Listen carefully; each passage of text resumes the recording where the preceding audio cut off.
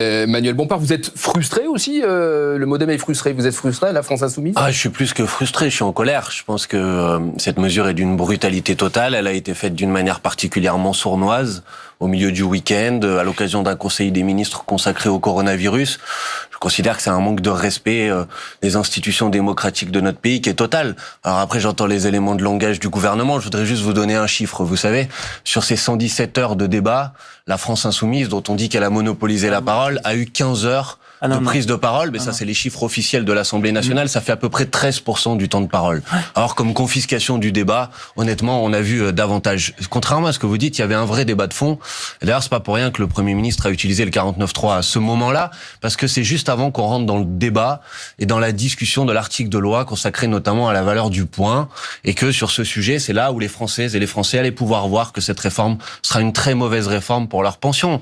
Donc honnêtement, assumer la discussion, assumer la décision que vous avez prise, c'est une décision brutale, autoritaire. Messieurs, ouverture de 10 heures. Chargé des retraites a parlé d'un 49.3 de rassemblement. Ça veut dire qu'il va reprendre des amendements qui ont été proposés par les députés. Alors évidemment, les députés du MoDem, comme vous, les députés de majorité, mais aussi des amendements des socialistes, par exemple, ou des communistes. C'est pas un peu de la provocation de parler d'un 49.3 de rassemblement ? Non, parce que c'est un 49.3 extrêmement particulier. C'est le premier dans la Ve République, qui est un 49.3 non pas pour tordre le cou à sa majorité, comme souvent le cas, et c'est en ce titre que souvent le 49.3 est parfois un peu antidémocratique, parce qu'il tord le cou à la majorité. Là, il tord pas le cou à la majorité, il essaye de faire... Il essaye de faire stopper l'obstruction. On a des règles, vous parlez de brutalité, le 49.3 a été utilisé à 88 reprises dans notre histoire de la Ve République par des personnalités qui, parfois, votre leader, Monsieur Mélenchon, était dans ce gouvernement. Monsieur Jospin n'a jamais utilisé. Mais Monsieur Jospin, mais Monsieur Mélenchon était aussi dans le gouvernement de Rocard. Non, il va falloir vérifier vos informations. Il n'était pas dans le gouvernement. Il était sénateur. Mais il était sénateur et soutien. Alors, il n'était pas, vous êtes d'accord.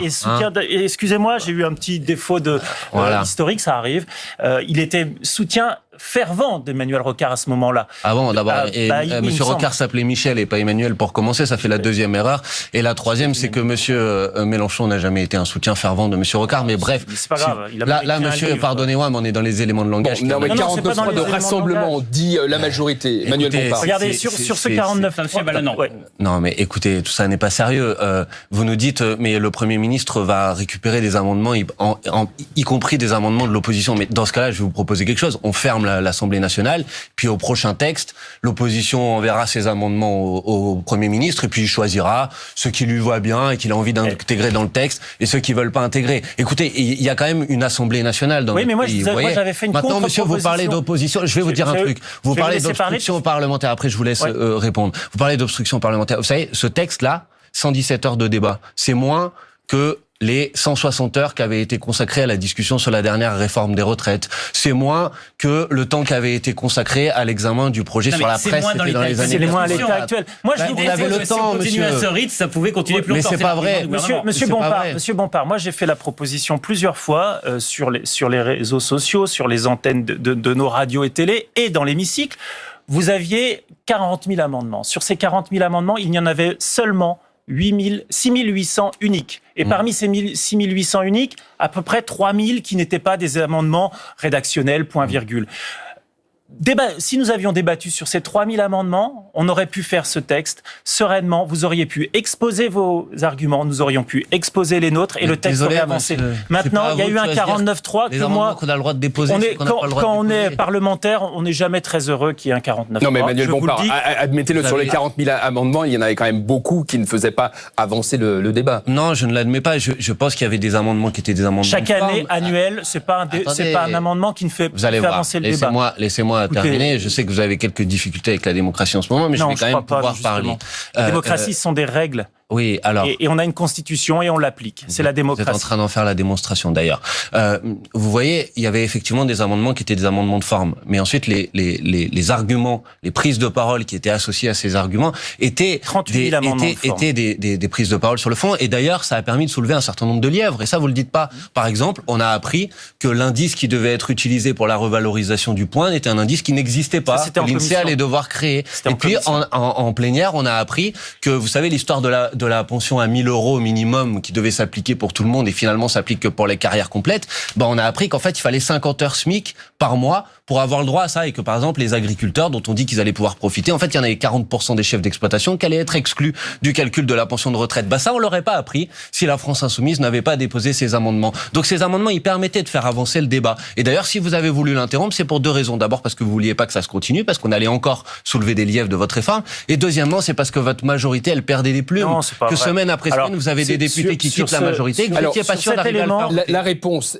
Erwan Balanant, dans quelques instants, ce sera juste après l'essentiel de l'info. On se quitte pour 90 secondes. Alors, on revient au 49.3 avec nos invités. Manuel Bompard, député européen à la France Insoumise. Erwan Balanant, député MoDem du Finistère. Je le disais, l'intersyndicale appelle donc à des manifestations partout en France. Demain, vous serez dans la rue, Manuel Bompard, demain ? Oui, bien évidemment. Je pense que face à cette mesure extrêmement autoritaire, à ce coup de force, il faut riposter par tous les moyens nécessaires. Et la mobilisation populaire, ça en fait partie. Je pense que l'examen, par ailleurs, je voudrais le dire aussi, va pas s'interrompre. Maintenant, il faut que ça aille au Sénat, y compris si les motions de censure sont pas votées. Il y a un deuxième projet de loi qui explique qu'il faut expliquer. C'est le projet de loi organique qui concerne également cette réforme des retraites. Monsieur Balanant, quelle est votre réaction à l'intersyndicale qui appelle à manifester ? Non, mais depuis le début, les gens qui sont opposés sont légitimement dans notre pays, ont le droit de contester cette réforme. Et nous, on a le droit de continuer à l'expliquer.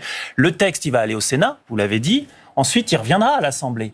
Et j'espère cette fois-ci que vous allez stopper cette obstruction, qu'on pourra avoir un débat serein et que vous allez pouvoir exposer vos arguments sans être dans la logorée d'amendements comme vous l'avez fait au premier tour, en première lecture. Non, parce que, attendez, laissez-moi finir. Vous n'aurez pas de 49.3 cette fois, c'est dommage pour vous, parce que vous avez le droit d'utiliser qu'une seule fois. Non, bien sûr que non. Non, bien sûr que non. Alors là, petit cours constitutionnel, tout à l'heure, vous m'avez donné un cours d'histoire. Oui. On peut parfaitement l'utiliser, mais moi, je ne souhaite pas qu'on l'utilise.